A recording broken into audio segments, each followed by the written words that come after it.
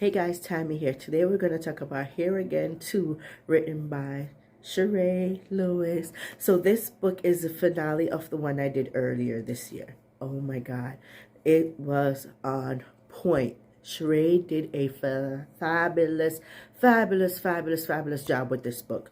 Okay, so let's get into it. The book basically picked up where book one ended, when Bronx came home and Mish is like out of her mind because she just came back from the date with Orion, and Bronx was like, is that a hickey? Who is on the phone? That's exactly where it started. And let me tell you, it just went full on force from there. So he came out of jail and that scene happened, and he's questioning her and she's not answering. Lo and behold, it's her mom that saved her. If it wasn't for her mom, I swear it would have been a different situation.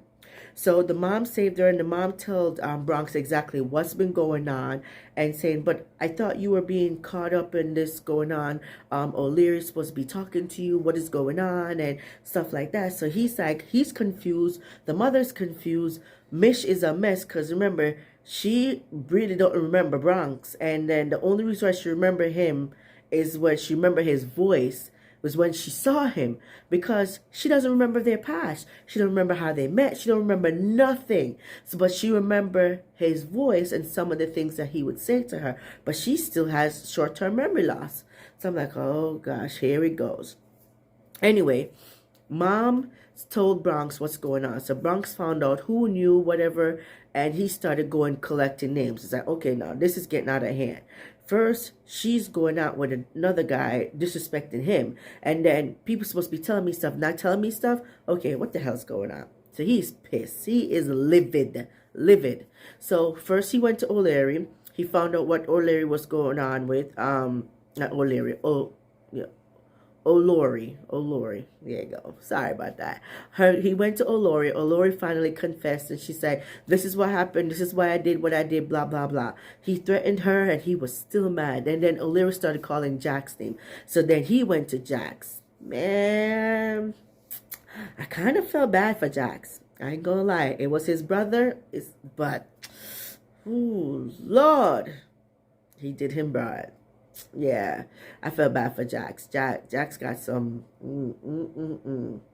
This is how you know Bronx was reformed, because he is vicious. Anyway, so Bronx is still upset. So now he's like, okay, all these people that I'm supposed to be trusting is holding secrets behind my back. They're sabotaging my marriage, blah, blah, blah. He is just like furious. So now he went to see his mom, and he found out that his mom is doing much better, and that things is going on, and you know, some things are looking up, but he's still pissed. So he called Kadon, and Kadon came, and him and Kadon is talking, and Kadon is petty. I'm gonna tell you that. That man he is petty as hell. I do like Rye though, because Rye is like level-headed. He's like, no, don't listen to him. This is what you got to do. If you want your marriage, this is what you got to do. And Rye was just giving him some form of encouragement, some form of wisdom, basically, that Kadon should be doing. But Kadon is so petty, it's just like ridiculous. Anyway, so when that's going on now, so it's like, okay, we're going to do this, we're going to do that. So at the same time, he's still not feeling Lamia, because Lamia messed him up from book one, when she was just like, she's telling him what's going on in jail, and then she expect him to forgive her. But at the same time, yes, she was upfront with Bronx, but I knew she had an ulterior motive. She wanted to be upfront with him, so that even though him and Yamish would be like, would say if they broke up, she was like, oh, I have no secrets because I told you everything that happened. I told you why I did it, and blah, blah, blah. Anyway, Bronx still wasn't feeling everything that's going on. So he's giving Mish a hard time. He's giving, he's not dealing with his family. He's not dealing with nobody really and truly but his mama and Kadon. So he's like, he's really in a hard place. And I could feel it. I feel it for him. I really do. Because like all these people that he trusted is really like didn't have his back, and he was not having it. So while that was going on, he's still giving Yamish like a hot and cold feeling. And I felt like he was wrong for that. Yamish she held up to her mistake. She told him exactly what happened, why she did what she did, and this is how she felt. And I understand where she's coming from, even though she was dumb, because everybody's telling you that you have this husband. Don't entertain this guy because you don't know what's really going on. You know what I mean? So they both were stuck in a rock and a hard place, but it was still kind of bad. Anyway, and Mish went to her father for advice. Let me tell you, Aaron is a pain. I I understand him to a point where he was coming from, but he holds no punches.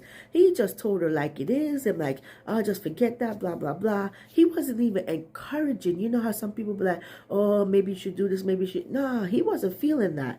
She was like, but Dad, I'm begging you, help me, help me. So when he finally told her what to do, he's like, it might not work, but you could still try it. She tried it. It didn't work. But he still had a softness for her. So he had called Bronx, and I basically, like, he offered a leverage for Mish, and he's like, I know she messed up and blah blah blah, but can you consider forgiving her? Can you consider rebuilding things? So Bronx still was in his feelings, so he wasn't really feeling it, but he said, okay, I'll listen and blah blah blah. But he did. Anyway, the story's still going on. Bronx is still going back and forth. Bronx is just like, I'm not feeling this. I'm blah, blah, blah. I'm upset. You guys did this. But eventually he got over himself. And I understood where he was coming from. But when he was ready to take out retaliation on Lamia, I had no sympathy. No sympathy. None whatsoever. Because, man, she was shysty as hell. Very, very shysty. She deserved everything she got. Every single thing. No sympathy. I felt bad how Aaron got how he ended up in the end. I know he was hurt and I knew he was upset, but I think he was so upset and had so much rage that he didn't understand what he was putting himself in, and I think he just gave up, and I felt bad for him. And I was hurting though when Mish blamed her mom. Yes, her mom was shysty for what she did, but to blame your mom, that's a lot to deal with because they already had a bad spot. So it was tough. But overall, Charae hit a lot of good points in this book. It was a lot of hurt, a lot of secrets coming out, a lot of Bronx showing who he truly was before he reformed and become this person. The old Bronx came back, and I understand where he's come from and everything, but he had to do what he had to do, and I loved it. Charae did a good job with this book. She hit every point, every situation, every dynamics that need to happen in this book happened, and she hit it on top. I really enjoyed the series. I think she did a fabulous job. I think you guys should check it out. It's called Mine Again 2, written by Charae Lewis. Bye, guys.